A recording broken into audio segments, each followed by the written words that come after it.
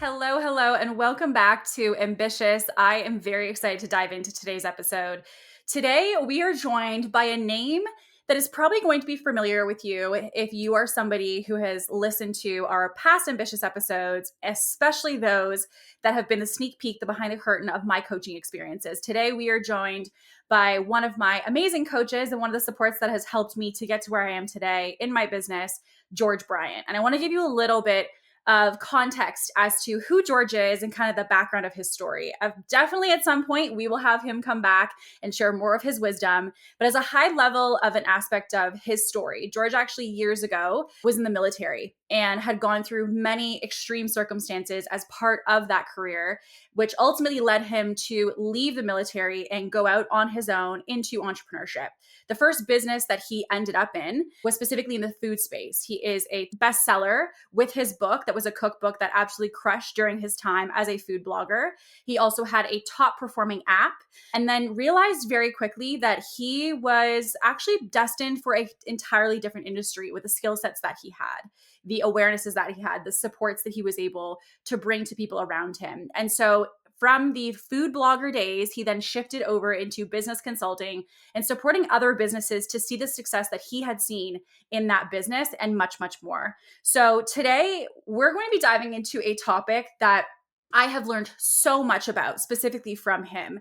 And this is really in the context of the masculine and the feminine. And I know as someone who's probably like myself, you're thinking, what does this mean for me? Is this a problem that I'm having right now? Is this something that I need support with? And I can tell you this, if you are someone who's listening to Ambitious and you are driven in your business and you're going for massive big goals and you're looking to achieve a lot of things, there is a duality that needs to exist inside of you in order for you to have the ultimate success that you're looking to have, not only as a person, but also in your business.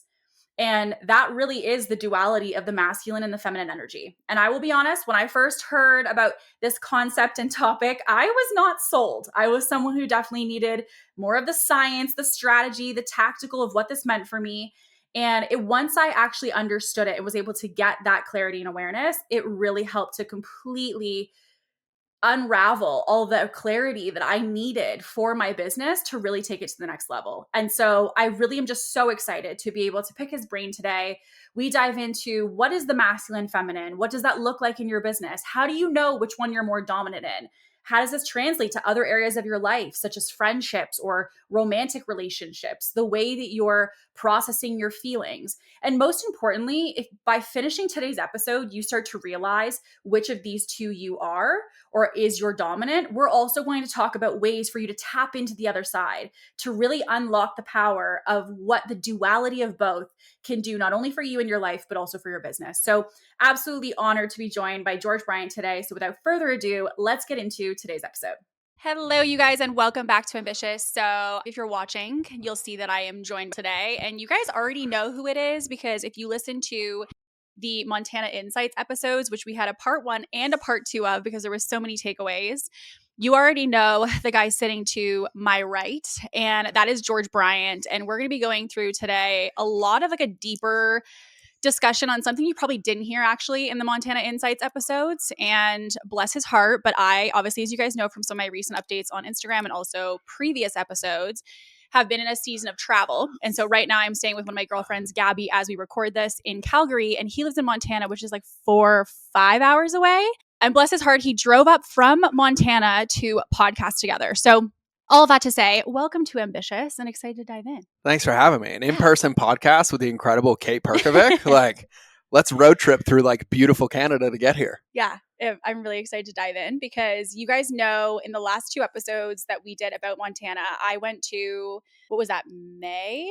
That was May. May we did the intensive. So I went to go do an intensive with George for coaching in Montana in May. And so in the Montana Insights episodes, we kind of broke down all of the things that he taught me and broke my brain about. And one of the things that has been a massive impact on myself, but also the people that I have introduced him to in my world, has actually been the duality of masculine and feminine. And I know as I say that, you're going to be like, I don't need this. Turn off the episode. This is too foofy and I want strategy because I know you and I know how your brain works.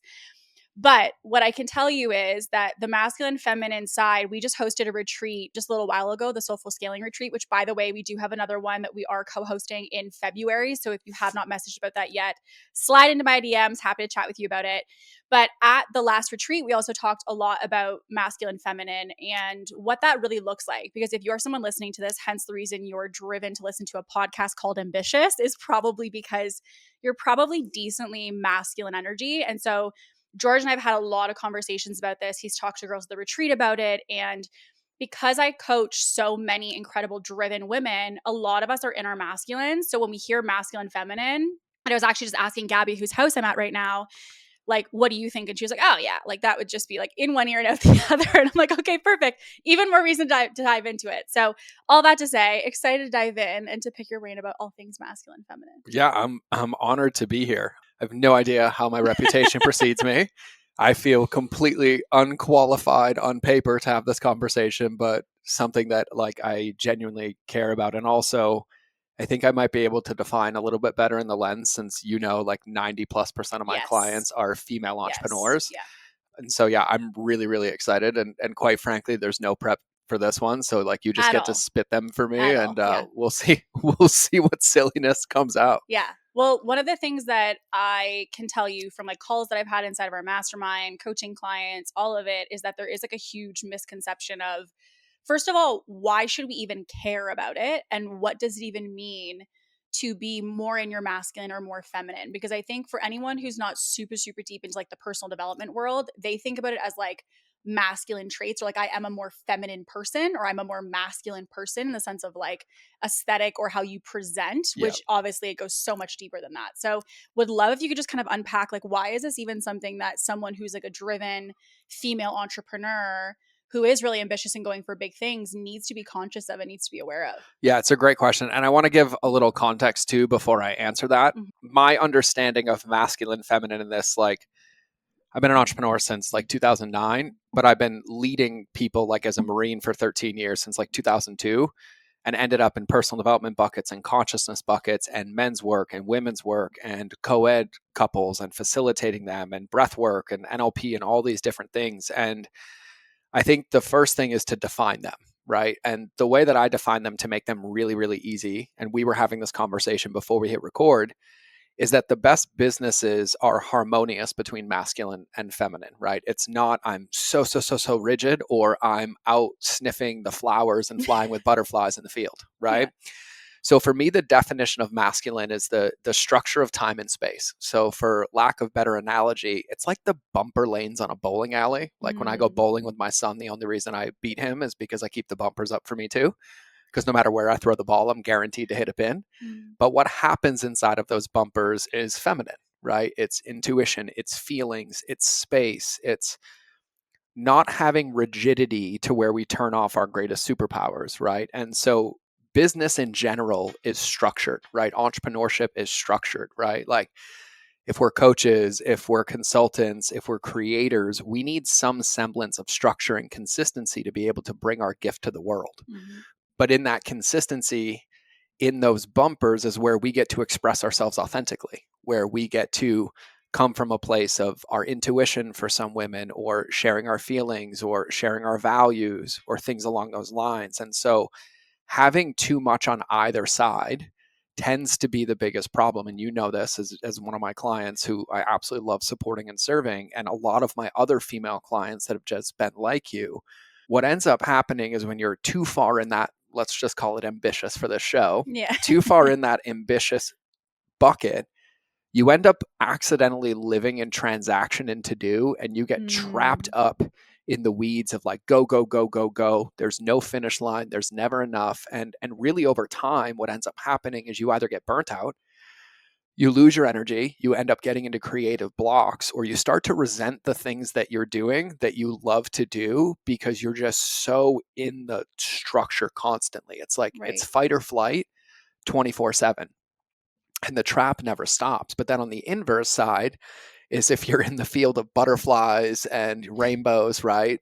And you're just like, I'm going to do what feels intuitive and all these things that I've heard, you're missing the structure that allows you to bring your gift to the world or to serve your clients in the world. And so it's really important just to understand that when we talk about masculine, feminine, and even when we talk about it at the retreat, it's not like, oh, like I'm a dude or I'm a woman or there's these roles or there's anything. Like the definition of masculine is the structure of time and space, Mm. right? It's having a container is the word that I use Mm-hmm. all the time, right? And then the definition of feminine is when you have that container, you feel safe to operate in your day to day, in your creativity, in your emotions, and in your flow, which really, in genuine nature for entrepreneurs, and this is something we just did in our last intensive, is the most supportive thing that we can do because when you live in your masculine, you end up in task based business Mm. and task based items, and you end up losing the ability to build and scale your business because of all these checklists. But when you operate in masculine in structure and allow your feminine and you operate towards outcomes like working towards a shared goal and allowing yourself the space to get there and allowing some creativity to go. And so even for one of my clients that very very well operated very very masculine, like I want to build this $20 million business, I want to be able to do this, I want to scale it 10x, and Mm. it basically cost her everything. Like it went from 6 hours of calls a day to like 16 hours of calls a day, 7 days a week. And it was like, holy moly, there was no space for the person. And Mm. as I've seen this, because I've helped literally at this point hundreds of women build and scale their business, 5 figures, 6 figures, 7 figures, is that we end up sacrificing our life in the things that we say we want. We want more time. We want more freedom. We want to be able to have relationships with our friends. We want to be able to build a family. We want to spend time with our partners. But when we get stuck in that rigid masculine of like task, task, task, do, Mm.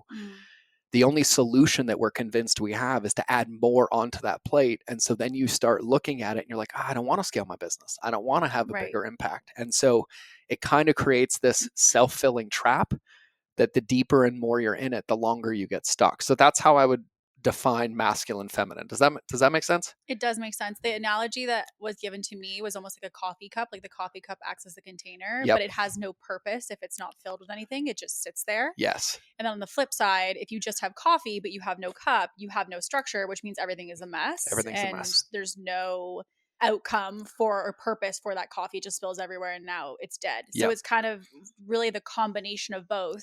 The structure gives the purpose and the fluidity and the feminine basically helps to fill that in. It was an analogy passed on from a past coach that always was like, okay, that makes sense to me. And I think, even for myself, when I used to hear about like masculine, feminine work, I think because I saw so much on the internet of people who were like, tap into your feminine and get into your flow. And I was like, no, thank you. Because it was just something to me that I didn't associate at that time with an outcome. Mm-hmm. And so I think for, the reason that we wanted to talk about this is because at the retreat, like, as I said, a lot of the women that I work with are super, super driven. And so what ends up happening, usually not consciously, by the way, it's not always a matter of something that you choose.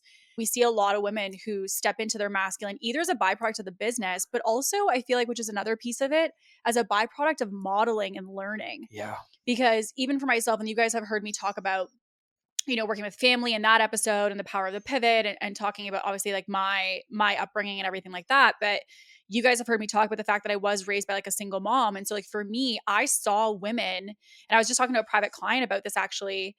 And she's like, for women like us, like that's all we've had. Like all Mm-hmm. we've known is you bust your butt to get the outcomes you want for your life. And like surrender and flow and like just like tuning in and stillness is like never been something that's been modeled for us. So Mm-hmm. because of that, you don't have any point of reference to say that when I quote unquote slow down to tune in or get into flow, that's going to get me where I want to go. Because for some women, and that's not for everybody, but for some women, they've seen modeled moms or other businesses that maybe they worked in where like the person was go go go, hustle hustle hustle.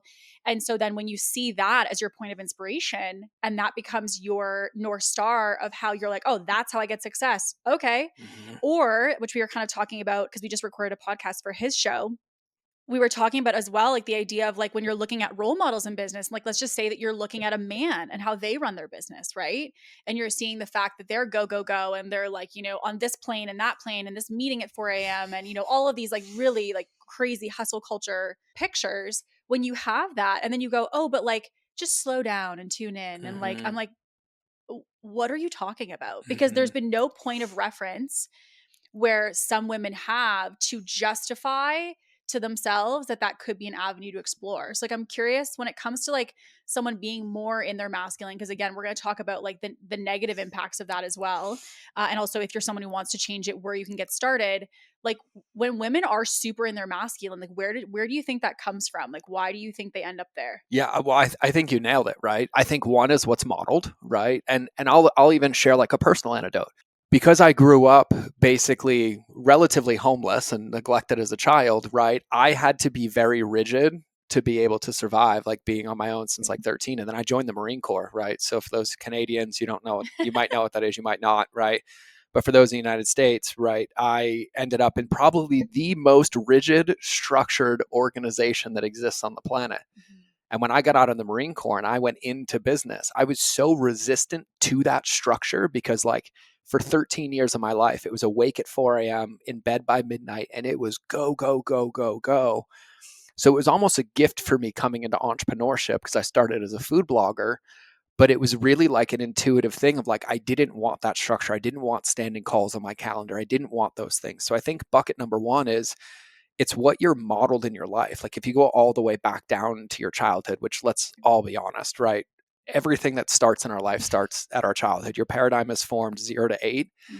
And once that paradigm is formed, it becomes our default lens in which we see the world. Your paradigm can't change, but your perspective can, and you can shift it with awarenesses, right? So that's number one. Number two, who's taught you in business, who you've learned from, what models they gave you, what frameworks they gave you, or even like in some of the buckets, like what templates they gave you. Copying somebody's Mm. templates is very masculine in nature. Do this thing, you'll have this thing, and it loses your creativity. And then I think a lot of this, because I've had so many female clients and I'm in this bucket, I think a lot of our intrapersonal relationships also model it for us, right? Mm. You end up as a female entrepreneur in a relationship, but yet you're driving that relationship, right? Like you're taking the lead, you're planning dates, you're doing all of this. And at like the core part of your essence of like where you're supposed to be the happiest, the healthiest, the most supported, you'll end up driving. And so it can be anywhere, socioeconomics, your friends, your circles. And I think the most important part is not really even asking where it came from. It's just acknowledging that you find it, Mm. right? And, you know, one of the models that I taught you was the 4 stages of competence, right? Which is basically unaware, aware, learning, and mastery. But there's nothing wrong with being masculine, right? Or having masculine tendencies because that structure is so, so, so important. But in order for it to be supportive of us, there also has to be the flow and the feelings and the intuition inside of that. Mm. And so, you know, if you find yourself like when you get an idea and you're like, okay, I'm going to go do this thing. And you're like, all right, here's my schedule for the next 12 weeks. I'm going to go 75 hard this thing. I'm going to go blank. Like that's a very masculine tendency thing, 0 to right? 100 or all or 0 to nothing. 100 Yeah. or all or nothing. But then if you find yourself and you're like, God, I have this idea, you're like, oh, I'm going to go sit with this and I'm going to get creative and I'm going to see what comes through and I'm Yeah. putting it in pieces. Like that's more feminine tendencies. And up until a couple of years ago, I lived way more in my like feminine tendencies and feminine, and even my brand, you know, you're a client of mine and Yeah. we work together. Everything is about love and connection. And, you know, for those that are watching this, like one of the first things I said to Kate Oh that my like goodness. Yeah. broke her brain, I was like, hey, if we work together, you better be okay with me telling you I love you. Cause like I love my clients. I They're remember like, he sent me that message because he sends it as like a basically like a welcome message to every new client that signs. And he was like, you're gonna have to get like comfortable with me like loving on you and just like really supporting you, like almost like when your family's like, I love you so much. And they say it consistently all the time. And I remember getting that message and being like, this is so weird because I like, and we've already had this conversation. He's not the first time he's hearing me say this, but it was like, I said to him, I was like, it's very off putting. Like, I just like, I don't know what to do with this kind of thing. And I was so uneasy. And I'm really happy that you brought up like the other buckets of your life piece, because I think something that, and you've told this to me too, like it's okay if you want to be masculine in your business. Like mm-hmm, there's like, I think that was also helpful for me to get the validation of like, if you want to like drive and really be the person who's like, you guys know I don't love this term, but like the essence of it is what I mean, like a boss babe day to day yep, in the business, like that's okay. But I think it's also, and it's interesting because we had a lot of conversations about this at the retreat. One of the women that was sharing had basically noted that she was like, you know, I do drive in the business. Like I definitely am like the go, go, go, but I've actually recognized like I don't want that at home. yep, And so I think that was something that was really an interesting conversation that came up at the retreat, because we started to basically pull the ways in which we operate from our business of like make quick decisions, moving very fast, the all or nothing, quote unquote, get shit done as kind of like the mindset, and goals, goals, goals. I got it. I don't need anybody's help. I'll handle it. And so what we ended up kind of unpacking was like the ways in which that was actually showing up for people in other parts of their life. And like one of the big common denominators, which is why I was excited to talk about this, is also unpacking how that works in relationships. Because I think for a lot of women at the retreat, like they had shared, like, I actually don't want to be the person who's in the driver's seat, like all the time in every single bucket. And this is also, by the way, not to say, because I know we've talked about this and you have clients where it's the opposite, right? Mm-hmm. Where like the man has kind of assumed the more feminine and the Mm-hmm. woman has assumed more of the driver. And then it flips when they go home, kind of thing. Mm-hmm. And so I think it's also recognizing that like the experience of how you might feel in a given dynamic in a relationship can also be correlated to the fact that you're not willing to tap into your feminine, not only not in the business, but frankly, anywhere. Mm-hmm. Like in every single part of your life, you quote unquote, we like when we say drive, by the way, like how would you define driving? Like basically, Making every decision, having to control every single input, basically trying to pre-handle the next 100 years in one moment, and then taking charge and control of everything. Like there's no surrender, there's no trust, because there's like a lack of self-trust, and primarily rooted in something done in our life or a fear that we have or something that's happened. But like genuinely, I have to control everything in order to feel safe. right.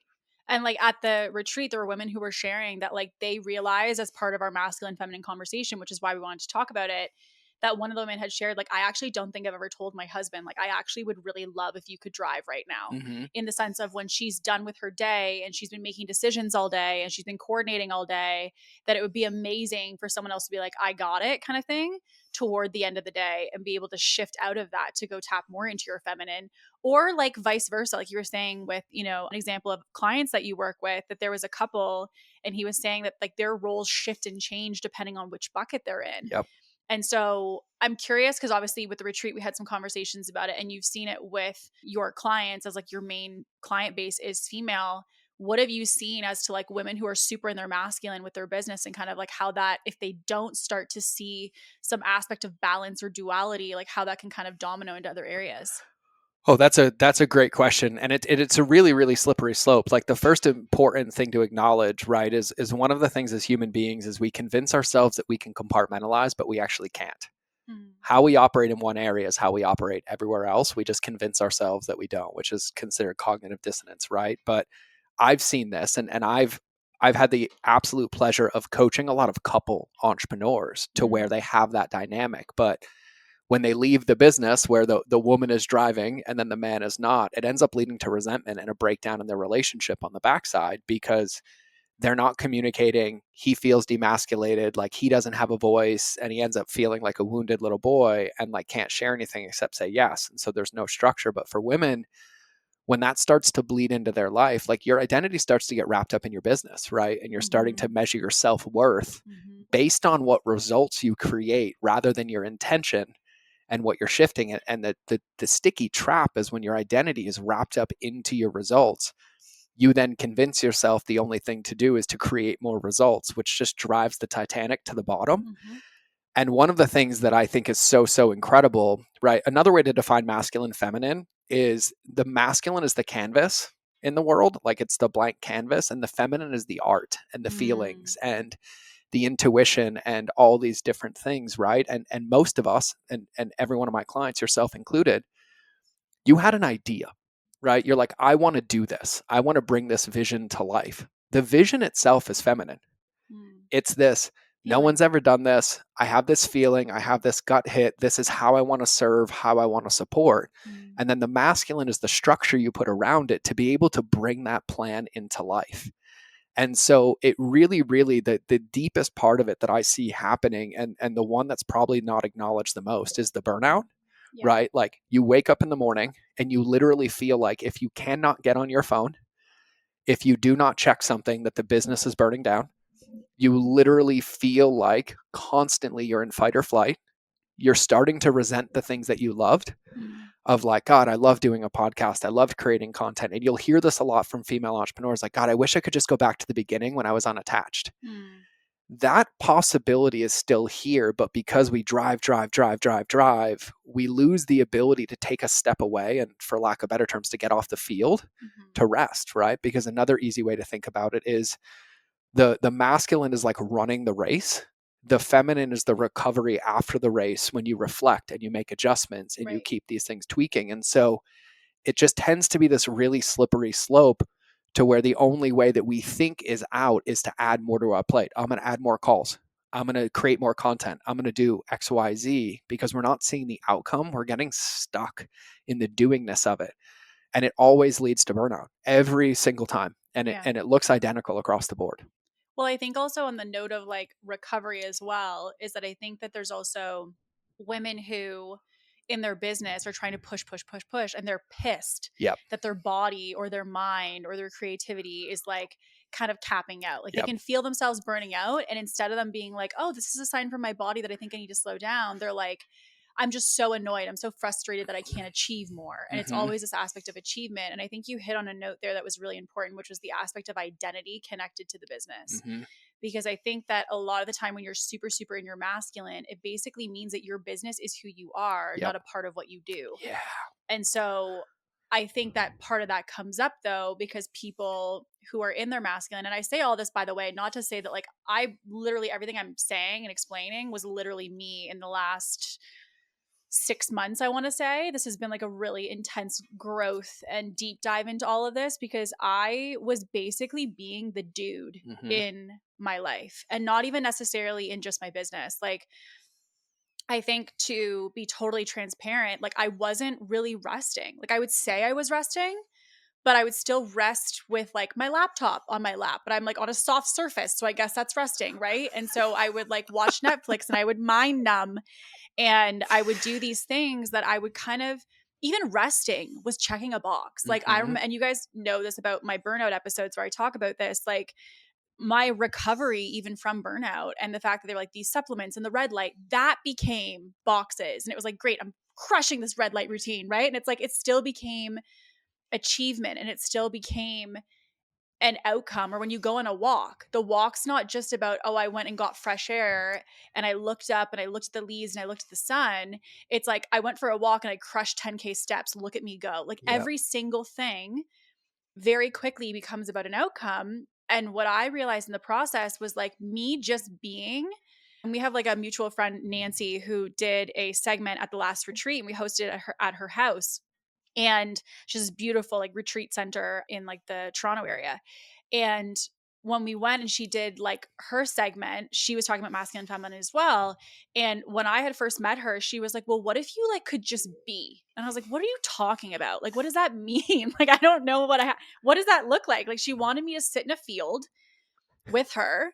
And I was like, but what are we doing? Like, what's like the purpose? And she was like, to just be. Mm-hmm. And I'm like, I hear the words coming out of your mouth, but I don't understand like what you're talking about in the sense of like the goal. Like for me, I'd never done things without intention, because to me it went against everything that I had learned in business, which is like, if you don't have intention and a goal and an outcome for what you're doing, you're quote unquote wasting time. And so then when she would challenge me to just be, I tried to basically start like what I consider to be like self-imposed exposure therapy, of like going on a walk and like not bringing my phone, and then, you know, looking at saying, okay, well, like how am I trying to take control of every single situation in my life instead of allowing something else to literally just be. Like if I wasn't driving, I realized I had intense anxiety and stress and nerves because something wasn't going to go the way that I thought it was going to go. And then seeing how that trickled not only in the business, but also like, for example, in relationships, and seeing the fact that like I wasn't allowing like men to be men, if I can be candid about it, right? And that's because I drove every day in the business, and I realized that like I was trying to also drive every single decision in every other bucket as well. And if I wasn't able, to your point earlier, to make the decision, I wasn't in control. And if I wasn't in control, I wasn't safe, in the sense of like I don't want someone else to be the one driving the bus, if you will. And it impacted every area. So like I'm curious for you, like when you obviously you've seen all the changes that I've had happen in the last like 6 months ish.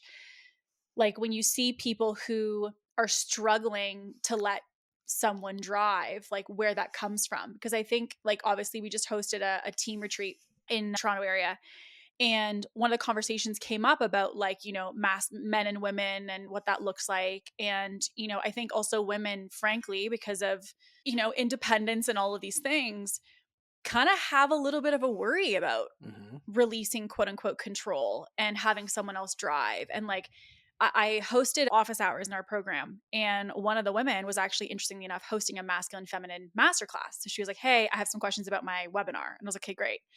Brought it to the office hours. Well, very quickly, our office hours became a debate about masculine, feminine. And so she was trying to help women to tap into their feminine, like we're talking about now. But the feedback from other women was like, I'm not going to be submissive. I'm not going to be passive. I'm not going to be controlled. I'm not going to be like, the passenger in my life. And so I'm wondering if you can kind of expand on that, because I think that it's something that a lot of women fear. And it's not even, again, just in a romantic relationship, it can be in any dynamic. But I'm just wondering, like, for people who feel like thinking about any aspect of them not driving makes them worried or concerned or anxious, like what you think about that. Yeah, I love this question because at the deepest root, it's a lack of self-trust and it's giving our power away, right? When you let somebody drive, like for example, I'm not the CEO of my company. I have a woman Yeah. who's incredible, who is the CEO of my company. And quite frankly, she drives because she holds me accountable by saying, hey, here's what we're committed to. Here's what you said you would do. And Right. here's your deadline, because I'm out here in foo-foo fairyland playing in visions all the time, right?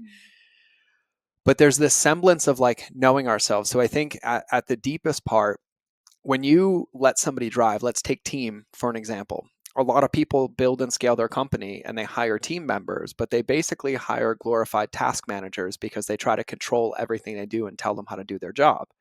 And so then they end up doubling the workload on themselves because now they're paying somebody to do a job, but then telling the person how to do the job because they want to have the steering wheel the entire time. Right. And if you take this in the lens of relationships, quite frankly, I think the person who surrenders to let the other person drive is 100% in the empowered position, because what they're really saying is like, hey, I trust you and nothing you do can make me trust myself any less. And I can just communicate like, I don't like this. I don't have this. And it allows us to be able to articulate our feelings or how we share about things. And so, I think one of the things at the deepest level is like, there's no success alone, like none at the deepest level, right? Myself, a man, a woman, or anything in business is not a solo project. It's a team community project. And it's not being submissive. It's being committed to a big idea and leveraging the strengths of everybody. So like in the point of relationships, do I think like I'm blessed to be surrounded by incredible men in my life. And I try my best to be the most supportive, masculine man that I can be from a place of empathy and compassion. But that's not saying every man is great, just like not every woman is great, right? But there's this lens of like, it's really not submission. What it's saying is that like, I know myself, I love myself, I feel safe with myself, and anything you do, even if you drive in the wrong direction, isn't going to change how I feel or my identity, because I can always get off the bus. I can always get out of the seat. I can always communicate my feelings. I'm pretty intentional, like, of not getting into like relationship things of like men, women, and all these things. Cause quite frankly, I've never been on a dating app in my life and I have no idea what like the swipe right culture is, right? But from what I hear, because I have a 19-year-old daughter and then some of our mutual friends, I'm like, oh, it's rough out there, right? It is rough out there. And I can also see why people feel the need to drive everywhere. But that illusion of control that we think we have is really self-sacrificial, because we can't control other people's behaviors. We can't control other people's inputs or outputs, but we can 100% control ours. But in order to be able to control ours, we have to be in a relationship with ourselves. And I've said this to you. One of the number one things that I do with my clients, men and women, is they're like, well, I don't know how to be. And I'm like, give me your phone, go sit in that chair in nature, and there's no agenda, no outcome. And I just need you to make it 30 minutes. And you'd swear 2 minutes in, it's like Chinese water torture. Like I'm putting them through the ringer. But like our nervous systems get so overwhelmed with the do that we don't know how to be in a relationship with ourselves. But then even to you and knowing you as a client, one of your, let's call it coping mechanisms, is water, right? Mm. To where you would get so overwhelmed and so inundated trying to control everything that it would force you to break down. You'd go get in cold water, which forced you to be, because the only thing Yeah. you could focus on was your breathing. And Yeah. then you would come out of it completely clear of like, oh my God, and releasing control of all those things and coming back into what can you control. And you're like, oh, wow, if I do this and I do this, I'll feel this way and I'll be able to create this outcome. So for me, like this whole like submissive or all of it, like I think it's a crock of crap that people fight about, because what we're really talking about is self-regulating and understanding when it's important for us to drive because we Mm-hmm. can control the input that's going to create the result, and when it's important for us to rest or pull back so that we have the space to release that stress or release that emotion or to shift our perspective to then find where to put our energy next, is how I would answer that. Well, it's almost like the gas and the brake when you think about it. And the Yes. fact that people are like, well, of course, if you press entirely on the brake, you're literally not going to go anywhere. And also, if Yes. you press entirely on the gas and you never touch the brake, you're going to crash. So Yes. it's like, regardless of which path you take, different outcomes, but at the end of the day, still both not getting you where you want to go. And I think, like, kind of to the example he was giving, the aspect of, like, for example, Nancy, when she said, like, just be, I didn't really know what that meant. Cause for me, again, all of like the self regulating practices were always with an outcome. Like, it Mm-hmm. was like with meditation, I'm like, did I do it right? Yep. Right. Or like, was my mind calm enough? Yep. Breath work, like, did I go hard enough in the sense of like go fast enough with the breath work, or go slow enough, or hold the breath as long as I was supposed to? Like, it was every single thing. Or workouts, even Yep. workouts are not about going through the motion and being able to actually like live and embody the value of like, I value taking care of my body. It was like, oh well, like, did I lose weight this week? If not, or did I gain that muscle this week? If not, then I didn't hit my Mm-hmm. my bucket, right? And so, to his note of water, like, I started to realize, like, for myself, I was like, go, go, go, go. And then I would get frustrated. My body wasn't working the way that I wanted it to. And so even now, like, I'm not going to say this is an old practice. It's still something that I do technically. It's just decreased in how much I do it. Is like, I would literally go to a cold tub, or I would go to like a hot bath. And like, I was telling the girls at the retreat, like, sometimes in a day, I would take 2 baths in the middle of the day, which I know sounds so weird. But for me, it was the forced stillness, to your point, and the forced tuning into my body for me to be like, okay, take a breath. Mm-hmm. Now go back and attack, kind of Mm-hmm. thing. And I think the idea of like, I can't just keep going and going and going and going. The thing that I see, at least for the women that I coach, and it's hard for me as well now, having, I guess, like the awareness that I have when I witness in other people, you can see, and I'm sure you even saw this in me when, obviously we first met at an event that we were both speaking at. And I was at that point, like, really pushing. Like, I was Mm-hmm. just like, grow, grow, grow, scale, scale, scale. Like, it was just always more, more, more. And I was so raw to the point where, like, if something had activated me or like triggered me, I became like unglued, Mm-hmm. because I was, frankly, which is part of the feminine, terrified of feeling my emotions. And we Mm-hmm. saw this a lot at the retreat as well, right? Because, and the reason we keep mentioning the retreat, by the way, is because a lot of the women who attended that are literally duplicates of me and yourself who are listening. Like, you're somebody who's super driven and you're like, go, go, go in the business. But because of that, like, if I didn't have a bathtub, and there's been instances in the last couple months where I didn't have one handy, which has been interesting. But if you don't have that vice of whatever that thing is for you, you may not be self-regulating. And so what ended up happening was, women at the retreat were kind of in a container and in an experience where they were forced to feel, and they were like, uh-oh, uncomfy, uncomfy. Like, I don't want to do this. And it became so scary. And for me, on the other side of it now, I witnessed people having to actually feel, Mm-hmm. and how terrifying it was to them that they were feeling an emotion. And the number one consensus of anyone who feels like they're super burnt out and they just need to cry, or they need to scream, and they need to do any of these things, is the first association is something's wrong. Yep. Like, the amount of times I must have said to you, like, something is wrong. Like, I don't know what's going on. I can't stop crying. I feel like I'm like shaky. I have really bad nerves. My stomach is in knots, like whatever it is. And it was just like business things that were like pulling me in a million different directions. but I genuinely didn't know how to sit with my emotions. And it became very clear that I had actually never sit with them ever, which is why it had nothing actually to do with business, but about the fact that I had never allowed myself to be in my quote unquote feminine. I'd never allowed myself to surrender to my emotions. I'd never allowed myself to surrender to the feeling that I was having. I was like, feelings are fluid and let's just deal with the facts, right? Like it was just always like moving on. Like it was always trying to go, go, go, go. And it was like as soon as I started kind of having these conversations like with yourself about the impact of feeling, like what would happen if that was okay. One of the biggest things that I think was a huge download of our work is like there was times in coaching where I'd be like in complete breakdown and I was like, I don't like this is what's coming up for me and I don't know if I can do this or do that. And you're like, yeah, I'm like, that's okay. And I was like, what? Because like to me, I'm thinking like, coach me, help me fix it, remove the feeling. And you're like, yeah, like that's okay. Like all I want you to do is just like, if you need to cry, cry.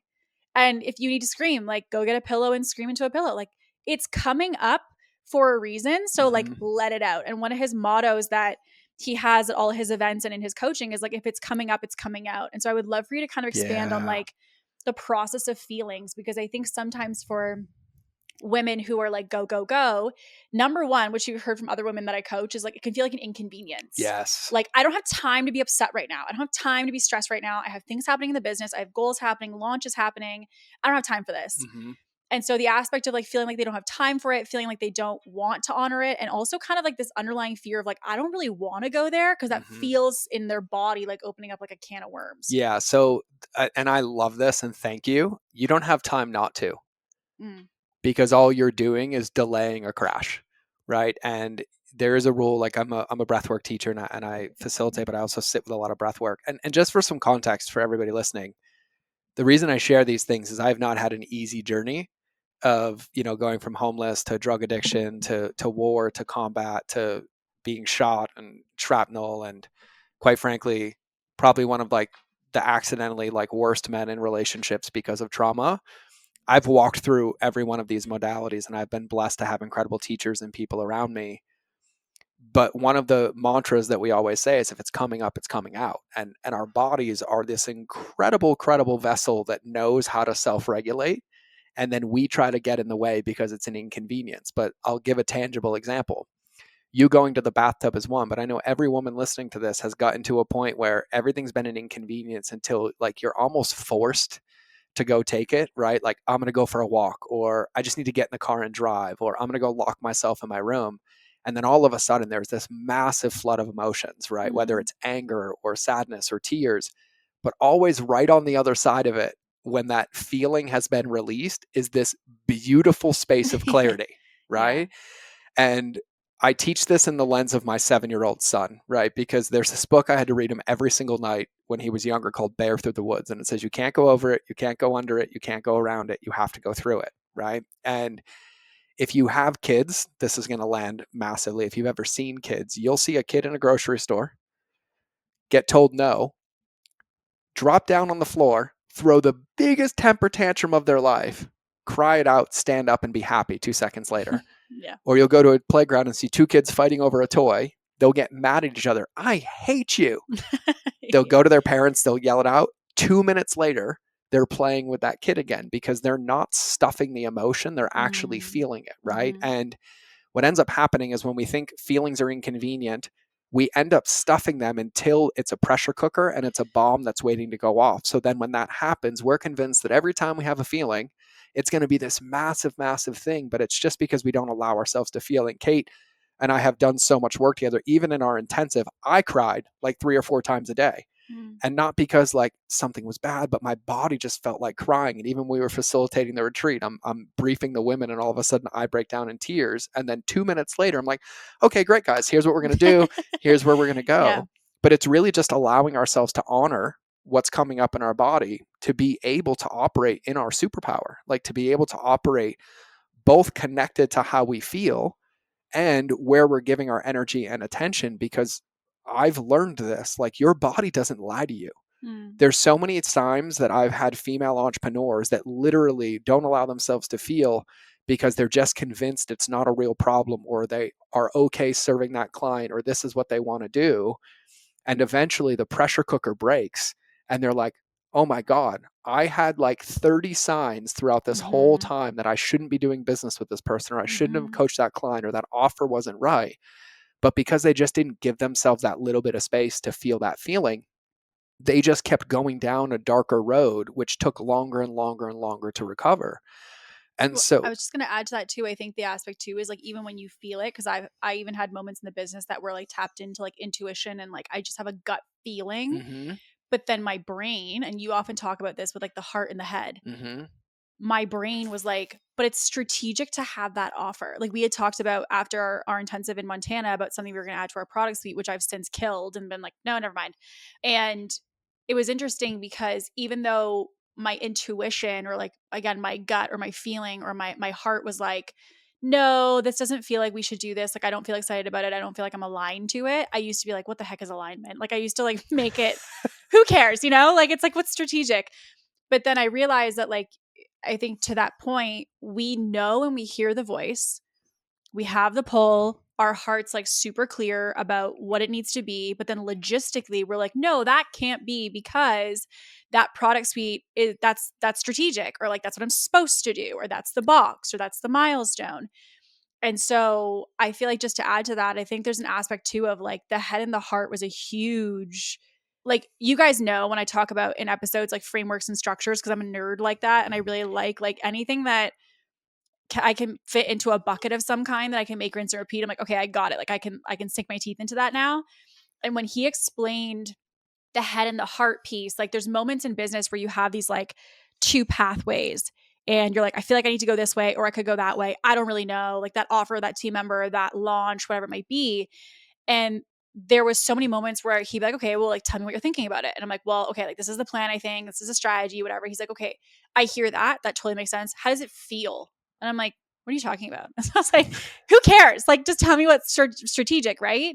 But then I started to realize that oftentimes when I would actually just ask myself that question, when you started to kind of guide those two as totally separate, which really in its basic essence is masculine is the head, feminine is the heart, mm-hmm, he'd be like, I hear you. And like, I hear what you're saying and I hear what you're explaining. But also, like, I'm not asking logistically how or what or why, just how does it feel in making that decision? Like, if you were to make that decision, how would that feel? Not what you think about it. How would you feel about it? mm-hmm, And how does it feel in your body? How would it feel? You know, how could you perceive that to feel? How do you feel now? And I used to, again, because I minimized like the impact of feelings. I was like, I don't want to make decisions based off of feeling. But that distinction I feel like was really helpful for me as like a model for when I'm in those moments to be like, okay, like my head is spiraling in a million different directions. But my heart, when I asked like what's on my heart about it or what I feel about it, it felt so clear. Like it was like, boom, there it is. mm-hmm. And then I was like, no, it can't be that simple. There has to be all these things. Like, you know me, like Oh, I go I like know. around the thing that he's like, okay, like she's getting closer. And like for me, I have to sometimes, my thing I'm still working on, to be totally transparent with you guys, is like I struggle to make decisions off of what I feel, Mm-hmm, because I'm like, but there's so many other things that like it could be this and it could be that. And what about this? Like I go into the logistics, like, yeah, but you already know what you need to do. My thing is I don't trust my heart enough still. So because of that, I ignore it until I have enough evidence to then be like, okay, fine, now I'll do it. And most times I end up right back to where he told me I would be. But it's because I'm still in that kind of balance of trying to figuring out the head and heart. So like for someone who feels like they're like, okay, listen to my heart, what the hell are you talking about? Like how do you explain that to someone who feels like they've never done that before? Because they're always thinking logistics in business. yeah, I think it's asking yourself better questions and also not allowing yourself to be the only barometer, Mm. right? The human brain, right? And just so everybody knows, I have no degrees in this whatsoever. I've just Matt Damon and Goodwill Hunted my whole life and studied this extensively and healed myself and have supported a lot of people in this. But a lot of memory is made up to collapse all the different pieces of information that we take in every single day, right? Mm. And I'll give a tangible example of this. Like I was deployed a lot of my life and went to combat. And if you grab 5 of us that were in the same situation in that same 5-minute block of trauma and you ask each of us what happened, you will get 5 completely different movies of the same exact situation, and none of them are absolutely true. Mm. A combination of all those pieces are. And the same with our brain, like with our conscious and unconscious brain, it filters so much information. And so what it really, really is asking ourselves better questions. But even to your point, and like as your coach, this has been absolutely incredible to witness. One of the things that you celebrate so much is that when everybody's head told you to go right, you're like, nope, my gut says go left, and you go left. And it's the reason you have this podcast. It's the reason you had the retreat. It's the reason you did XYZ. But it's also not a rigid example of I just learn how to trust it. The only thing I was going to add to that, though, is it usually goes through 1,500 cycles of not trusting it before I ever get to that place. Mm-hmm. So like I'm still in my head usually, like once the end proof is there, I'll never let anyone live it down. But before that, there's like 1,500 times where I'm like, no. Yeah. And even like thinking about business as an entrepreneur, if I asked you right now to go back to when you were a server, I'm like, great, write me the perfect workout path and plan that you're going to follow from being a server to being where you're sitting here right now. Mm-hmm. Completely impossible, because you took 77 forks in the road, readjustments, pause, I'm going this way, which 100% is feminine in nature, not this logical. And it's the same reason you and I both teach frameworks instead of copy paste templates. Yeah. Right. And so what it is really learning how to tune in, but how to separate what's happening in our brain, right? If you're stressed, if you're overwhelmed, if you're constantly in scarcity, anything that your brain tells you, the way that your reticular activating system works, is if you're in trigger, it will only see other triggers. Right. And so state changes are huge. It's one of the biggest things that I supported you with and still support you with is state changes, right? Which is why your bathtub was so powerful when used intentionally, because if you're spiraling in your brain and then you go get into your body, it allows everything to slow down. And so having a different perspective, but asking yourself some questions. And one of the things that I always say to you, you're like, well, this is what my head says. I'm like, amazing. Like, how does it feel in your body? And even if your head convinces you, like, this is the path, this is the path, this is the path, if your body resists it, it's not going to work anyways, because you don't want to go to the gym. You don't want to follow that workout. You feel out of alignment. And so really what it is it's finding the Venn diagram between what feels good. And by the way, it's not 100% feels good. Yeah. It could be like, hey, this makes sense 25% of my brain and 75% of my body. I'm going to do this. Well, it's just feeling, not necessarily it feeling good. Yeah, it's just feeling, like actually asking yourself like what this looks like and what this feels like. But also the best decisions aren't made instantaneously. Those are reactions, and reactions are liabilities in business. And really, and somebody like I've helped a lot of people scale. When you're scaling your business, the stress doesn't go away and the amount of challenges and implications don't go away. They actually increase. The thing that builds over time is your ability to not take it personally and to operate into clarity to figure out how I'm going to respond instead of how I'm going to logically or emotionally react, perpetuating this damage. And so I think one of the biggest mistakes people make is when they get stuck, right? Where they're like ruminating or any of those things, that they stay in that bucket with either out state changing or getting a different perspective, right?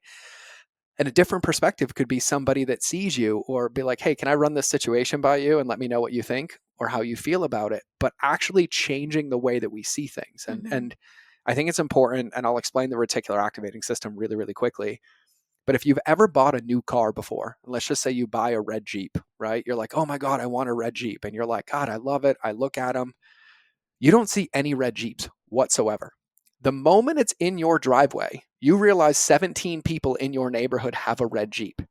They were there the entire time, but your brain couldn't see them because they weren't in your reticular activating system. It's no different than when we're triggered and really, really deeply in our head, which is why some of the most powerful practices from some of the most powerful coaches and psychologists all involve state changes, as well as journaling or audio recording to get the things out of our head so we can look at them neutrally. And so it's really, really important to allow yourself to make a decision, but don't make a decision with only part of the puzzle.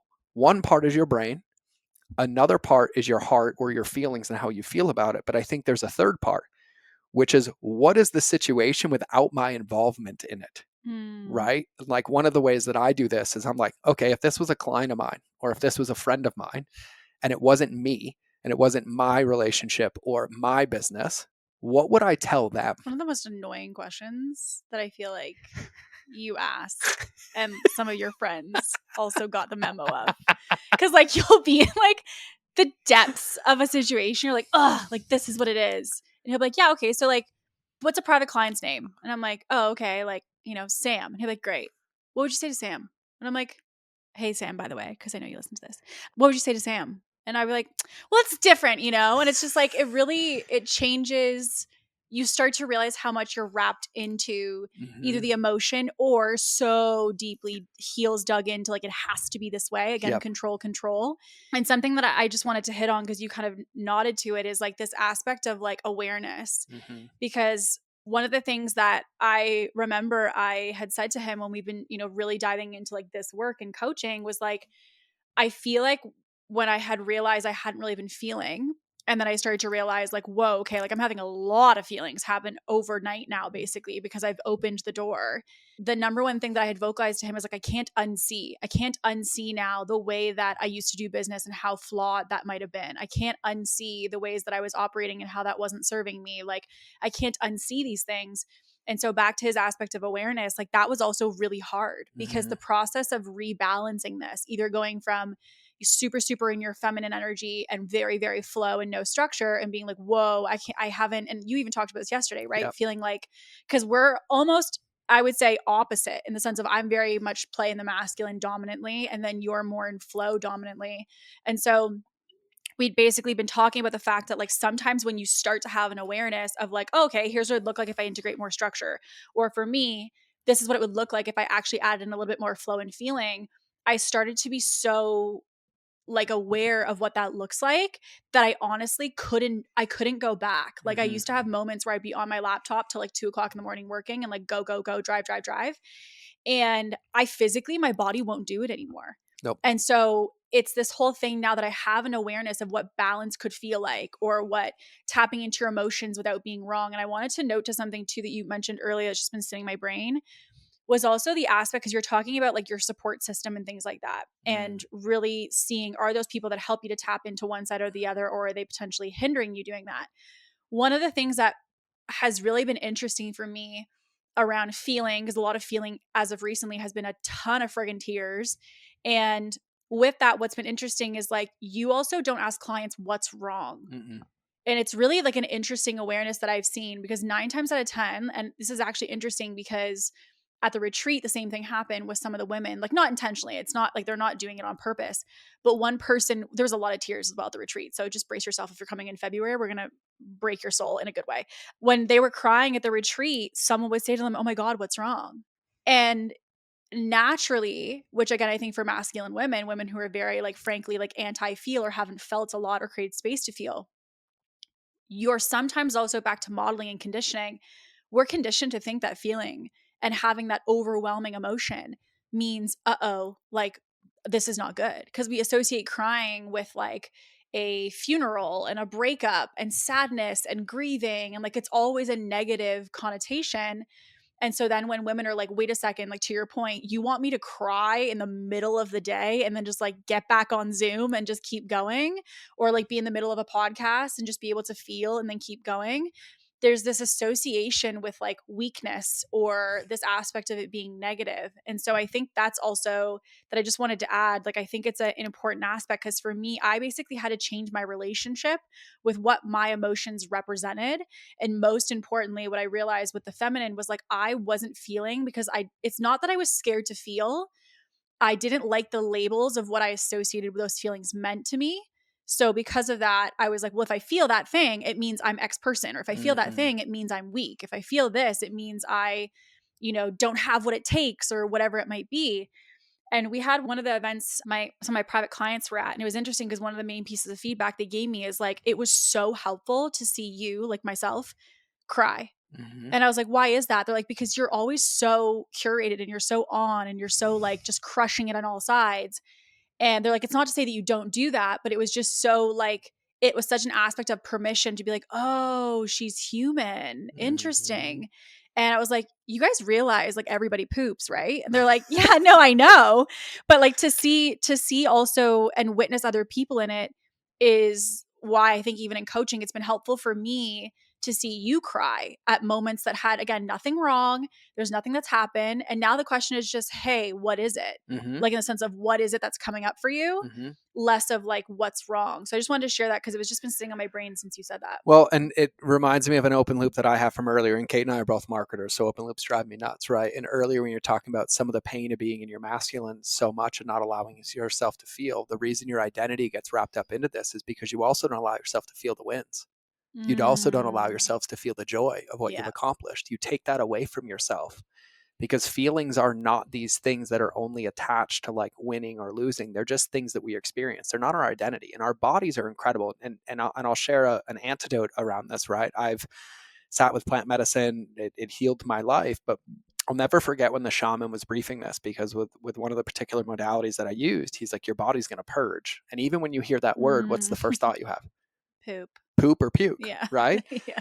And he's like, but did you know that shivering is purging, laughing is purging, moving your body is purging? Have you ever been in a conference where there's somebody giving a keynote and it's like hitting the emotions and you see people start yawning? Yawning is purging. It's your body releasing energy, right? And I think there's this mistake that people make to put labels on it, because like we would never get upset if we saw a 6-year-old kid in the middle of a school day win and be like, woo, right? But yet as entrepreneurs, we're like, it's inappropriate to laugh in this moment, or it's inappropriate to feel in this moment. And we make our own internal feelings wrong, which break our self-trust. Because like, as much as you're joking about it, not once did I prompt a woman to cry. No. They were just like, God, it feels so good to actually just be open and honest. And then at the end of this retreat, they were all like, I've never felt so clear, so grounded, so excited. But it's almost like the first time you get like, you eat that favorite chocolate cake you've never eaten before. And you're like, what have I been missing out on my entire life? Right. And it's not this thing of like, oh, I'm going to go cry for a couple hours in the middle of the day. But like, people have laughed at me because I've given keynotes to 1,500 people. And in the middle of the keynote, I was telling a story that related it, and it like brought up a lot of emotion in my body. And if I didn't release it, I wouldn't have been able to give them any value in the keynote. So I just stopped speaking and I cried for a minute. And I didn't even acknowledge that I cried. I just stopped and stared at them. And I was like, and I was like, all right, so back to customer journey, right? Because we're going to have to cover that in another episode. Yeah. Back to customer journey. And then every single person that came up to me after that was like, I want to work with you, not because of what you said, but because like, I want to be able to do that and like who you are. But at some point we have to allow ourselves to be human. Like entrepreneurship is not easy, right? And I can't even imagine being a woman in it. It's hard enough as it is. And then you stack that pressure and all the labels that the world puts on you. I think, which is why I love working with women. I'm like, I will be your pit bull and I will hurt people. Yeah. And more with words than physicality. Yeah. I don't do that anymore. But like, anymore. I will protect you and I will support you in this because your mission and your voice matters. But like, our feelings are our greatest superpower. Like, think about it as a parent. Like, when we're feeling a certain way, we want our parents to empathize or have compassion for us to allow our feelings to be there. It's like the greatest superpower, because really it's about helping people feel seen, heard, known, trusted, safe. And we have the ability to do that. It's not something that happens outside of us or when somebody else does it. It's our job to lead into that. And it's not this thing of like, oh, crying makes me weak, or like, I have more happy tears than any time. Like, even when we end up at conferences together, I'm answering somebody's question and then I'm like, who? They're like, are you okay? I'm like, I'm great. Like, I'm just so happy. I'm just so happy. Yeah. And it feels so freeing when you get it, but it's also a muscle, right? And It is. we live in a world that is transactional in nature and makes your feelings wrong unless you check this box or fit this status. But yet, in order for us to like somebody or to trust them, we want to know that they're human. And it's like this relegated bucket of just being robots over and over. But like, when you feel like, I watch you as your coach, feel for your clients, like at a level that like helps me be better as a coach. And when I see that, I'm like, they don't even see this, but it's the reason that they're so supported and safe. And I'm like, okay, you should probably tell them this or show this. Well, it's to them. interesting. I was going to say too, it was coming up as you were saying that, is like, I think also with the retreat, what was really interesting is a lot of the women who came said they came, like, we have this aspect when people sign up for the retreat, which is like, what are the number one objectives or the outcomes that you want to get from this? And all of it was like, I need strategy. I want to scale. I want to delegate, blah, blah. And like, obviously with the retreats, we do the whole like soul, which is the individual and the CEO. And then the second day is strategy. And so it's really interesting though, because when we did like the reviews and kind of like the testimonials at the end, not a single person noted a strategic aspect. They were like, I had such a preconceived idea of what I thought my bottleneck was. And almost every single woman who left a review was like, I feel like I've realized I'm the issue in my business. Like, I'm the cap. I'm the reason it's not growing. I am too closed off with my team. I'm closed off in my relationship and it's creating friction that's dominoing into my business. I haven't felt a single thing until this weekend, I realized in the last like 6 to 9 months. And it's interesting because you just noted that about clients. I have never been so close with my clients until the last 6 months because truthfully, like, and even with social media, I'm like a work in progress. The podcast is probably like this, obviously, as you guys know, is the most raw state you'll see me in. But it was interesting because they had shared feedback with me and were like, hey, like I've actually never felt so close to you. I've never respected you so much for the fact that you feel all these things and you cry now and you like randomly sneak up behind us at the retreat and hug us. Like we never thought this was going to happen. And it's just changed our perspective in a positive way of how much we want to continue to work with you. And it's interesting because for me, and obviously like, like I went into our intensive and you guys, I talked about this in the Montana episode. I went into the intensive and I had like a 15-page document. He didn't look at it. I had a 15-page document of all these things that I wanted to achieve. And then like, I just had so many personal development awarenesses, but then those awarenesses are the things that have like made our team shift in the last like 30 days and have changed my brand. And people are like, oh, like I can feel like you're showing up a little bit differently. And then with clients, we've never been so connected. And yet what's really interesting is like, yes, we've done some strategic elements of like customer journey and stuff, which we'll do in another episode.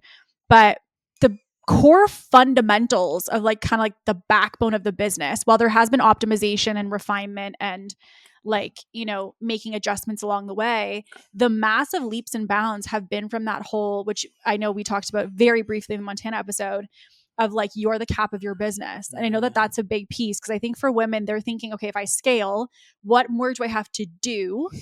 And I think the basis of today and why I wanted to talk about masculine and feminine is I think that the question needs to become like, who do I need to be before it's what do I need to do? Because I think that both are like, obviously, a lot about strategy and that there's also people who need immense strategy help. Of course.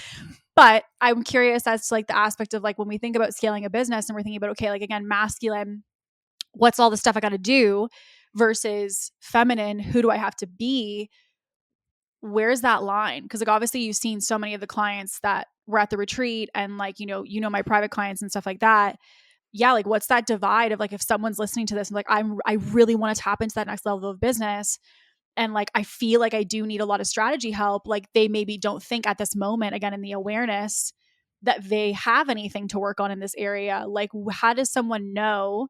You saw it in me in 5 seconds because obviously like I broke down crying about my business, but like if someone's feeling stuck at that point, like how do they even, in listening to this and they feel like they've got awareness of masculine and feminine now, they're like, okay, this is really great theory. This is lovely. What do I do with this to like tactically start to integrate it? Because the interesting part of today is like, we're like feel and tune in and be, but then it's also like, you almost need structure to know how to do that. And which is obviously, you said to your earlier point, you do with a lot of private clients when they start with you. Mm-hmm. Yeah, I think so. I'm going to take a minute to answer, to give a tangible way to think about this, right? So as a recovering personal development coach, because I don't like the term, and I really, what I think about it is us becoming the best versions of ourselves, right? Because entrepreneurship is like 20 years of therapy a day, right? On a couch. Yep. And one of the number one premises in personal development is most people go into life thinking it's do, be, have. If I do these things, I'll become this person and I'll have these results. It's actually opposite. It's be, do, have. Here's who I want to be and how I'm going to be every single day. And in that state of being or in that view of the world, these are the actions that I'm going to do that are in alignment with that so that I can have these results, right? So to your joke earlier, I didn't read it. I don't most of the time. But really, guys, don't do it. Don't prep the doc. It's such a waste of time. It's not a waste of time because for his intensives. No, because what it does is it brings you to current state of every awareness that you have of where you think the doingness is broken. But it's not our doingness, it's our perspective of the doingness, because it's just tasks, and what we need to focus on are like the outcomes that we're trying to achieve, right? So an incredible book that I could recommend on this, and this is a very, very feminine book, is from Nicole LePera. I recommended this to you too. It's called How to Do the Work. And there's a little insert I'm going to add in here. I think everybody has this really misunderstood definition of trauma, right? Because there's big T and little t trauma. Big T is like big life experiences, like my abuse in the past and the things that I struggled with. But little t is like a school teacher told you that a B plus wasn't good enough. And you're like, I'm going to spend the rest of my life proving that biatch wrong, right? It's anywhere where we're operating from a lens or a perspective of somebody else's view of us is something that I would consider trauma, right? And the premise of Nicole, and Nicole is a former psychologist who then decided to go on Instagram and teach everybody for free, and then has like 10 million followers and sold a couple million books because her stuff is incredible, is that we have to operate as the person we want to be 90 days, 180 days in the future. Not we have to earn the right to get there, but it's not from a state of doing, it's from a state of being. Like, how would I think? How would I react? How would I respond? What would my day look like? Right? And so one of the easiest things that I find when people are really, really stuck in their masculine is they're very closed off, right? There's no curiosity whatsoever, even with you, right? I'm like, all right, Kate, like, here's what I think you should do. And you're like, absolutely not. I'm going the other way. And then 90 days. Emotionally closed off. And emotionally closed off, right? And then 90 days, we end up right there. But that was a part of your process. One of the easiest ways to step away is to acknowledge like what you're doing. And this is to your point earlier where you can unsee what you've done is the greatest gift ever because it's gotten you here. All of those parts and pieces are required because you learned a strategy, you learned a skill, you know how to build a funnel, you did a high ticket closing, you did this, you followed that script. But just because they got you here doesn't mean they're going to get you there. You can take bits and pieces of them, but it's really when you make them your own. And so being curious and being open about the way in which we operate is the most important step in this. It's like acknowledging of like, oh yeah, you know, I have 10 hours of calls a day. Maybe I don't feel okay with that. Well, instead of deleting them all, like what's the first step that I would take that would allow me to be excited about these calls again? Could I reduce it? Could I do an on week or an off week? Could I, you know what, maybe keep them, but change how I start my day in the morning and not get on my laptop till 9 a.m. And what it's really allowing us to do is to start kind of dancing with the way that we operate every day, and then making subtle changes to feel better about how we're doing it, not these massive rigid swings or these massive distinctions. And even for a lot of the women at the retreat who had these massive breakthroughs, they're like, great. And I'm like, yeah. But it's bite by bite by bite by bite. It's these small adjustments, not these massive rigid swings of like, hey, maybe you should go sit in a field for 30 minutes a day. That was all Nancy, not me. I do it differently, right? But maybe that's a part of it. And we had a lot of them be like, God, I've never actually just taken the time at the beginning or the end of the day to just go outside and just sit here and reflect on my day. And it's starting to trust ourselves and allow ourselves to be in this process of caring for ourselves, recovering our bodies, and allowing our perspective to shift. And I found most of the time, yourself included, is that even when we were in Montana and we started to have questions, or I'm like, hey, Kate, what about this? It wasn't that you didn't know what to do. It's that you hadn't trusted yourself or given yourself a chance, because I didn't say anything to you, didn't know. I reflected back what you said and you're like, oh yeah, I probably should do that. Or I should start doing that. Or maybe it would be better if I ran my day this way, or if I communicated this way, or if I delegated this way. So it's also allowing ourselves to be in the learning process and to make iterative adjustments as we go. Because just because you have feelings, right? Like you still need to show up for your business. You still need to hit the needle movers in your business, but maybe you realize I'm not emotionally available for my team and they have no idea how I feel. I just bark orders at them all day, which happened at the retreat. And then said person was like, I told them how I felt and our whole team is so close and connected. And by the way, now I have less work because they're doing it because I'd never told them how I felt, right? And I think just allowing yourself the ability to be human and to share how you authentically feel. And I can feel sad, but if I have client calls, I still get to get on those client calls because I made a commitment. But you know this as a client, I've gotten on calls. I'm like, hey, just so you know, I'm having a really, really rough day. Can we clear this for like 2 minutes? And then I'm in with you. And you're like, yeah, totally. And then you're like, okay. I'm like, no, I'm good now. Now we're on the same page, right? And it's operating in this self-integrity and allowing both to integrate, because I can't tell you how to fill your own bucket every day. Mm-hmm. I can't tell you when you wake up in the morning what's going to make you feel the best or feel in your body or feel in your power. Only you know that, but you have to give yourself a permission slip to actually take care of the thing that's going to get you to the goal, because Right. an entrepreneur is like a professional sport and it's hard. But like, we don't sleep. I remember one of the first things you said to me, you're like, sleep's an inconvenience. I wish I could just not sleep and I could work more. And I was like, oh, this is going to be a fun one. Right. And now He's like, what's your sleep like? I'm like, honestly, I hate sleeping and I find it extremely inconvenient to have to even go to sleep when I could just stay awake forever. He's yeah, like, okay. yeah. Like, yeah. And now, how much do you sleep? Oh, I sleep like sometimes I sleep 10 hours now. It's insane. Yeah. Yeah. And then you feel better. Yeah. Things happen that are hard and you're like, hey, I got clarity in a couple minutes. I didn't even need to call you this time. I felt this. I did this. I realized it was here. Because we have to have the capacity to be able to almost be a witness of what's happening in our business and in our life, and not a part of the story when things feel hard. And so we have to care for ourselves and we have to protect ourselves. And that looks different for everybody. Like for me, it's every morning going outside barefoot in the weather just to get grounded and to get clear, and like to read my Bible and to do these certain things that make me feel grounded and connected. And just like if I have a bad day or I lose a client, I don't make it bad and wrong. You've been around me because we were doing an intensive and I lost a client. And I was like, hey, is it okay if I just take a minute? You're like, yeah. And I just bawled my eyes out. And then 20 minutes later, I messaged him and I'm like, thank you so much. I'm so glad that you felt safe enough to share this with me. I love you, your family. And it's just allowing ourselves to be human. And that's going to look different for everybody. But I feel like freedom comes from 100% owning who you are and allowing yourself to be however you decide to be, whether you're sad, you're happy, you're overwhelmed, you're ecstatic, you're joyful, and expressing that, because that's when you're operating in true presence, in your true superpower. And then you get to make the clearest decisions on where to spend your time. Because if your business is out of alignment with how you really feel, it's never going to work.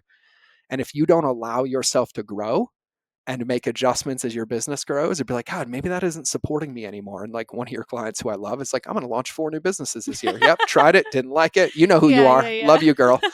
Tried it. Didn't like it. Okay. Got it. Now I know I'm coming back here. But like, imagine all of those were continuing to go because we're like, this is just how I have to do it, or this is what's here. You just got to honor yourself and allow yourself to make changes and feel however you feel. And I think that that's the most important part. And it could be taking an intentional bath. And one of the things I have, and I did this at the retreat, I told every single one of them, I was like, tonight when you go home, you have a date with water, right? Go take a bath, go take a shower, like just allow yourself to be. And then we would even be like, hey, just go take space, like go for a walk, go do these things, but allow yourself to be in a relationship with yourself. Like one of the things that I say to every entrepreneur, men and women included, is we literally spend our entire day ignoring the one relationship we're guaranteed to spend the rest of our life with, which is ourself.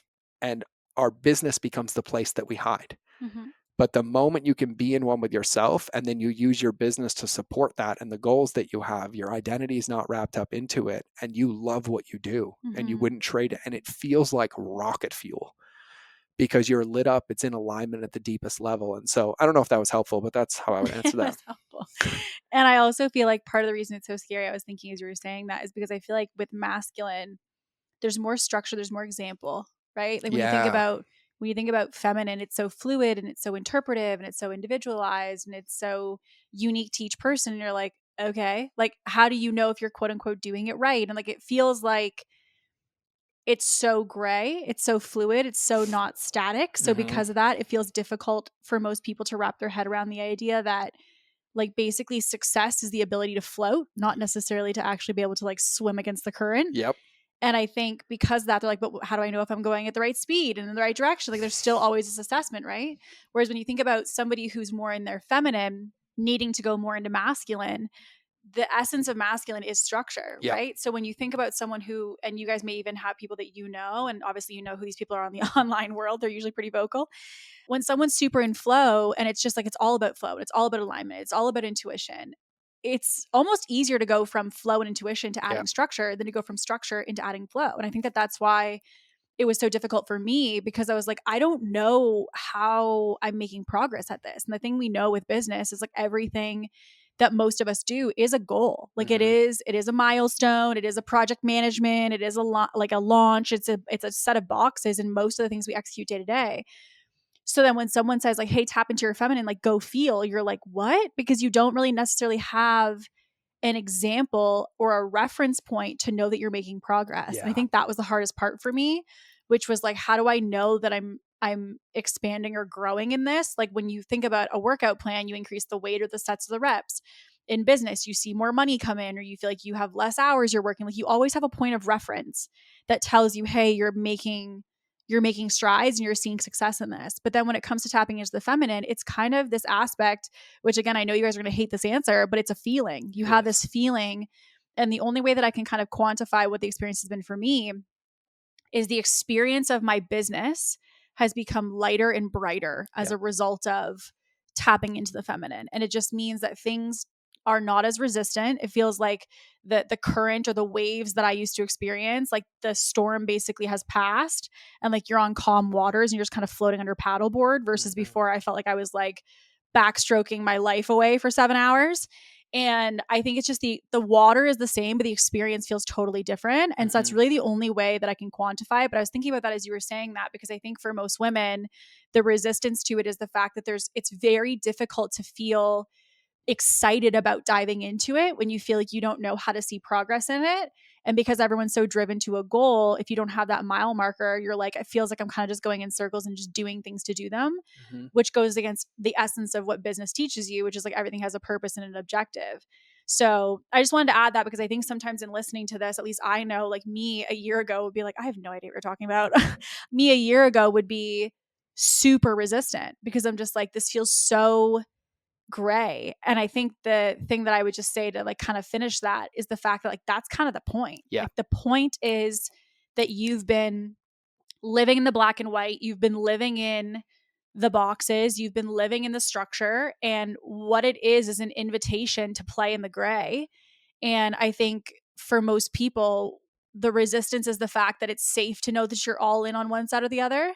Being in the gray, to your point earlier, which is makes total sense, is the aspect of like trusting yourself. Yeah. And it's this aspect of being intuitive and leaning into you. And you don't get to hide, frankly, behind the structure of a box anymore. And I think that can feel really scary for people.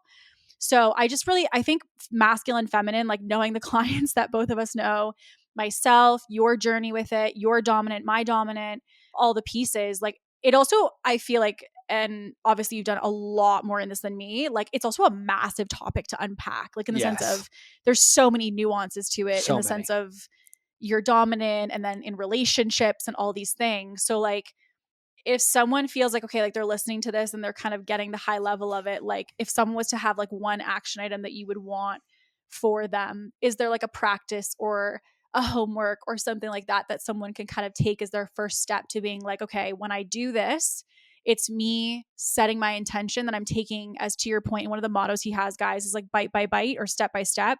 Because as the way that we are listening to this, we usually go 0 to 100. So it's like, I don't do it until I have the full plan and the full thing outlined. If someone wants to take the first bite toward being like, okay, I'm hearing what you're saying, this resonates with me, some of these ways of operating are definitely the ways that I've operated, what is that first bite? Because I know you've done that with a lot of clients. Yeah. And I love this because I'm gonna answer this for both sides. I'm gonna answer this if you're masculine dominated or feminine dominated, because the secret to both is consistency, right? So for all of you planners here and all of you mini Kates, Hi. That's what I like to label them all, because they've all matched the same flavor, is taking your intensity that you love, that rigidity of black and white, and applying that to consistency on either side. And so if you're in the more masculine dominated bucket, this is the number one thing that I do with everyone.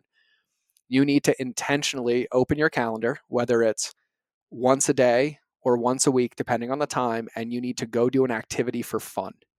And I mean fun, not because I'm going to get my nails done so I look good in a photo, or I'm getting a massage so I have less tenseness in my shoulders and I can create more content. Just joy. Just joy. And if it's 5 to 10 minutes a day, which is one of the ones that I love, and I've given this to clients, like, and it's really funny because you'll find very masculine dominated women. And I'm like, no. 10 minutes a day of dance.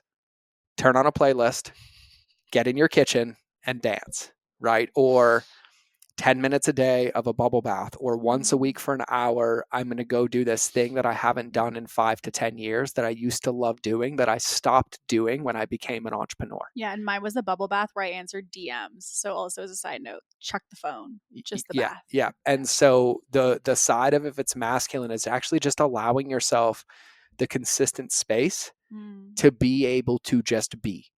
That could be sitting still. It could be doing yoga. It could be meditating, but not attached to the result, but like just actually being in it. I'll give you one for women that like to have a lot of anger in their body. Go to a rage room. If you don't know what that is, Google it, but go break stuff for an hour. Like just some semblance of fun, but do it consistently and allow yourself to do it. Because one of the things that I even noticed about you is you integrate so quick when you pick things up. But one of the things that you integrated is you became aware of the bathtub and why you were going into it. And then you changed your relationship with it to, instead of going in as a coping mechanism, you went in as an intentional, like, I'm going to reset and get clarity. I'm going to reset and get clarity. And so whatever it is that you do it consistently. And if you're in the feminine dominated side and you're like, God, I show up inconsistently with my content and I show up inconsistently with my clients, you need to plan the same thing on your side for like, what's one of those habits and behaviors that maybe feels less comfortable to you because it is structured, that you can put into practice that will allow you to have the result that you want 30 days from now, 60 days from now, 90 days from now, and make a commitment to follow it, because that's where structure really, really supports us. Right. And even for me, being like feminine dominated a lot of the times, like I resist the structure of my own podcast. I'm like, what do you mean I can't just do them last minute, right? Like, why do we have to be ahead? And so using consistency to our benefit either side, and regardless of which bucket you're in, I think one of the biggest mistakes that entrepreneurs make is they don't build a relationship with themselves with a pen and a piece of paper. They don't allow themselves to journal or to talk about their thoughts or to talk about their feelings or to get it out of our brain. And so whatever side of the bucket you're on, however you feel, completely fine and normal. Whatever thoughts you're having, completely fine and normal. And you're not alone. Holy moly. If you could see inside of my brain, it is a mess and you want to avoid it at all costs. But allow yourself the intentional practices outside of the business to really allow yourself to dream and allow yourself to vision and start putting some practices into play. And I'll give you one tangible way to do this. And I do this with my clients. I taught this to Kate. But I have this philosophy in business, whether you're a man or a woman, is you have to earn the right to touch your business every day. And in our businesses, right, if you've read Clockwork by Mike Michalowicz or any book on success in business, there's your queen bee role or your daily needle movers or your core tasks that, like, when you do those every day, they move the needle in your business, right? We know those exist. You have to earn the right to touch those. And so what I teach to my clients is I'm like, great, there's 3 other buckets that are important for you: your mindset, your physical body, and your heart. And I have them list a behavior under each one that's either helping them change their perspective or learn something, like consuming personal development. I have them do something in their body that isn't normal for them, like going for a walk or going outside or being consistent in the gym. And then in their heart, anything that taps them into their feelings. For mine, it's faith and prayer. And I make them list out at least one behavior in each one of those buckets to do consistently every day before they're allowed to do the needle movers in the business. And the goal is to protect the consistency of those things. So when you wake up in the morning, the first thing you do is not go on your phone or not go into blank, but you get to decide who you're going to be that day, what you're going to feel, and releasing that. So in the mindset bucket, it could be, I'm going to spend 10 minutes journaling and free writing or answering these questions, the things I'm grateful for. In the body, it's, I'm going to go for a 10-minute walk or do stretching or do yoga or go for a 30-minute workout. And in the heart, it could be, I'm going to do something that's fun for 30 minutes every morning, or I'm going to fill my bucket or play with my kids or read my Bible or do anything that taps me into my heart. And when I've done those things, then I'm going to go execute in the business because I've decided who I'm going to be today. And it's doing those consistently that will bring the results with consistency of whatever side that you're on. That's what I would say. Yeah, everything you just said. Does that work? Yep. Yeah. I feel like we're over an hour now. I always do this. So we'll definitely do a part 2 on customer journey, because the other thing that also you guys probably heard me talk about in the Montana Insights episodes is like, he has done customer journey for businesses of like baby businesses all the way up to billion-dollar businesses, and is really like the forte and the heart of everything that he talks about. But I was like, I really want to talk about this topic specifically because we were fresh on our mind about it from the retreat, but also he's done a lot of work in this. And I think for myself, again, as someone who's very much still a work in progress with this work, I already know the impact it's made on me in such a short amount of time. So to be able to share that with you and give you little bite-sized pieces to be able to take and run with is massive. And I will say, like, it is a process and it's very uncomfy initially, but as you start to put, into his point earlier, like more and more reps with it, it definitely does get easier over time. So Can I ask you a question yeah. to wrap the show? So, as somebody who's been a client of mine and so alike all the women who listen to this, right? Yeah. Like, because we met 6 months ago and I've watched you transform who you are, how you serve your clients, how you operate with your team, how you support yourself, how you self regulate. How did you, because I didn't tell you how, Yeah. He will not tell you how. That is for sure. He will not tell you how. I asked really good questions though, but how did you take what we did in Montana to start when we started coaching in that intensive?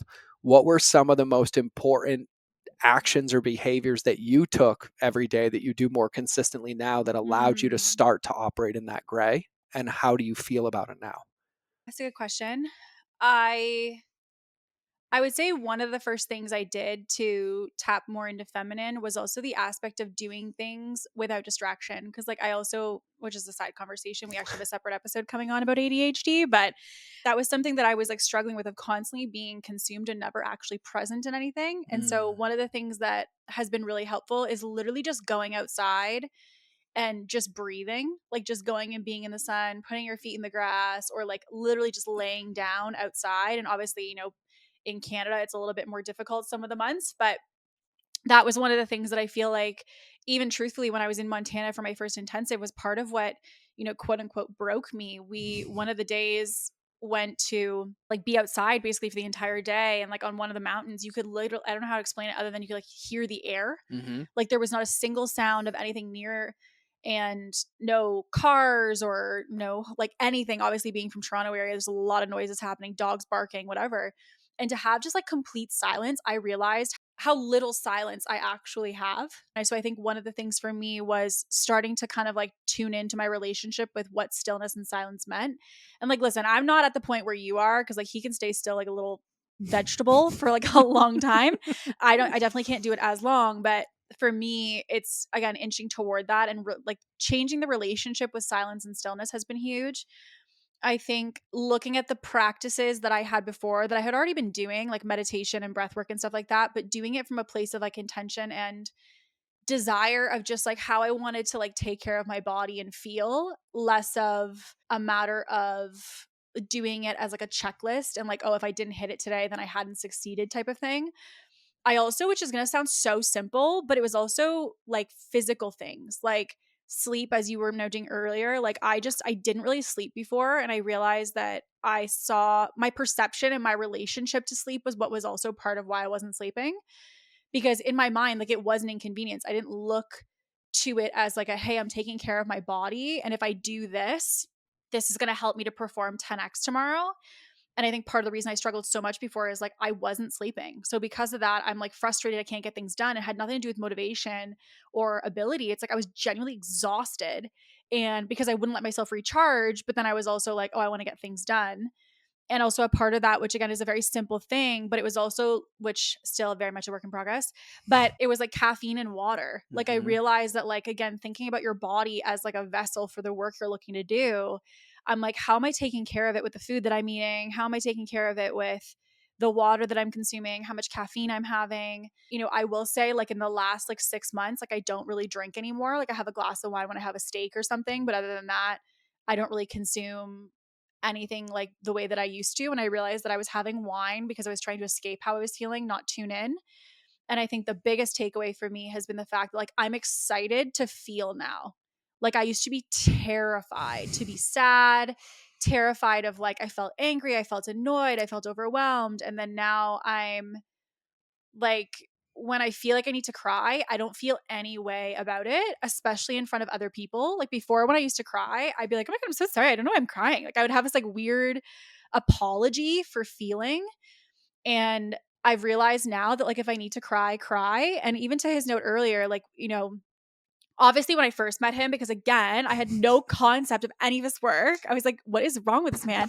He would cry, and like literally 20 minutes later, he'd be like, alrighty now, let's get into funnels. And I'm like, what? Like, it was so confusing to me because again, I had only had a point of reference of feelings and crying were bad. Like I was like, something's wrong. And now I probably cry or feel or am angry or annoyed or like want to scream or like whatever the release is, to your point, or like yawn or whatever that thing is, like multiple times a day. Like I would say probably for the last like 5 months, I've cried almost every single day in some capacity. Sometimes happy, sometimes overwhelmed, sometimes sad. But the duration of feeling is so much less intense, number one, and also so much less time. Like I used to be, because to your point earlier, and I loved that you said that, I didn't feel. So when I felt, it was like a storm.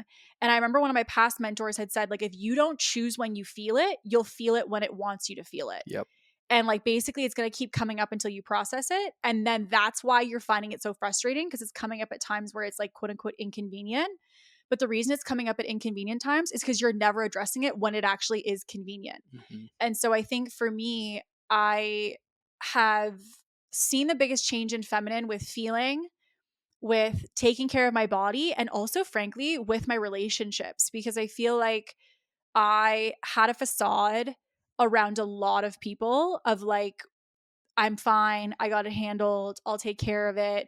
Like, again, very much that masculine of like, I got it, I got it, I got it. And then I realized like, oh no, girl, you don't have it. Like you, you don't got it.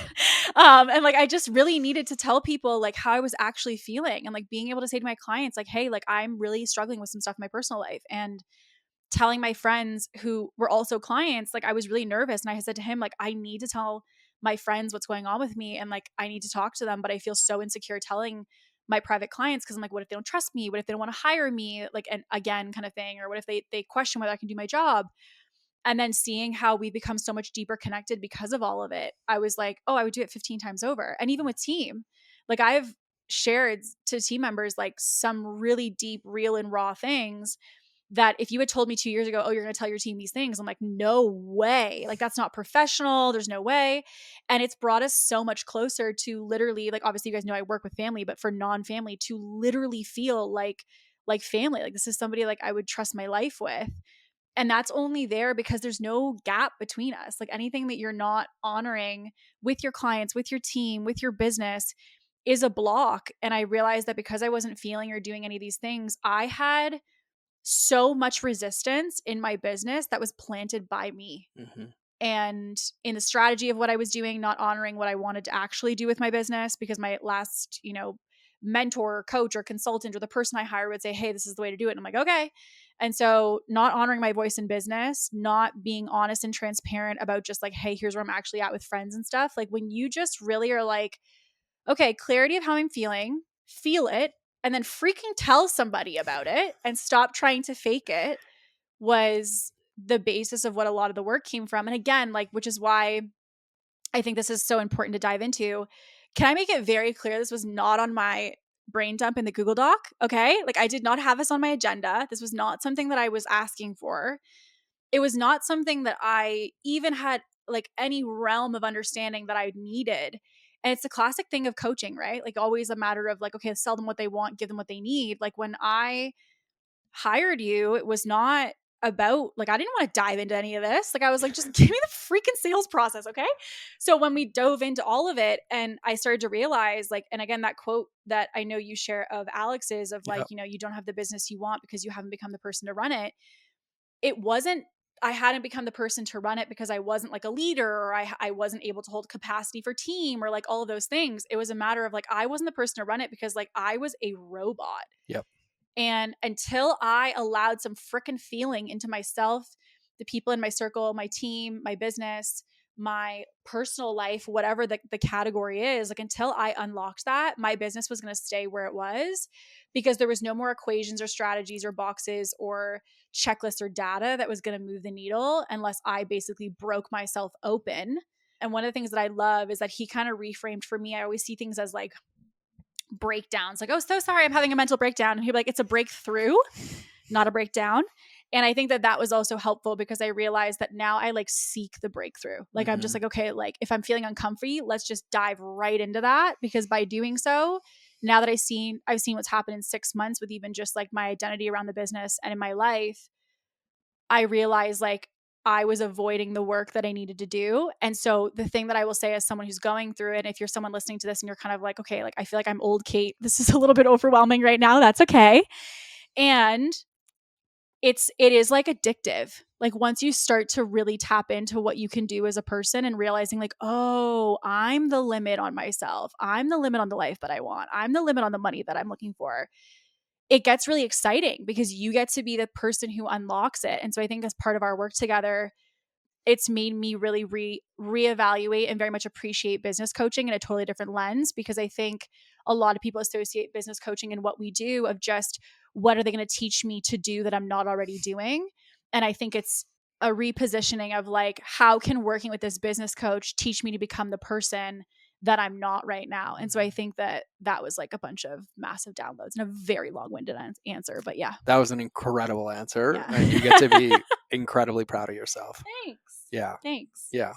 What a good Well, show. yeah, it was a really good show. It was a really good show. Nice and long. So thanks for hanging on with us. We definitely will do a part 2 because we have all the things to dive into. I think we probably have like 2 more good episodes in us, to be honest. There's definitely a dive into customer journey, which he can go on about probably like a 3-day seminar if we really wanted to, because there's so much to unpack there. And then we also had some really good feedback from you guys about the Montana Insights episodes and being like, can we get more of that? And so we had a really great idea to basically unpack the frameworks that he taught me and the strategies that he taught me. We nerd out on frameworks. And so we were going to break down his framework for his business. And then underneath that one, all the kind of like core 6 or 7 that he taught me that really helped to move the needle in our business. And so this was very much unlocking the person I needed to be in order to have the business I want. And so the next episodes that we'll have together will be very much focused on strategy. So anyways, all that to say, thank you so much for coming on. It was so fun. Oh, thanks for having me. Yeah. And we'll get on the next 2 in the next recording. So all that to be said, you guys, we'll see you on next week's episode. And as always, stay ambitious.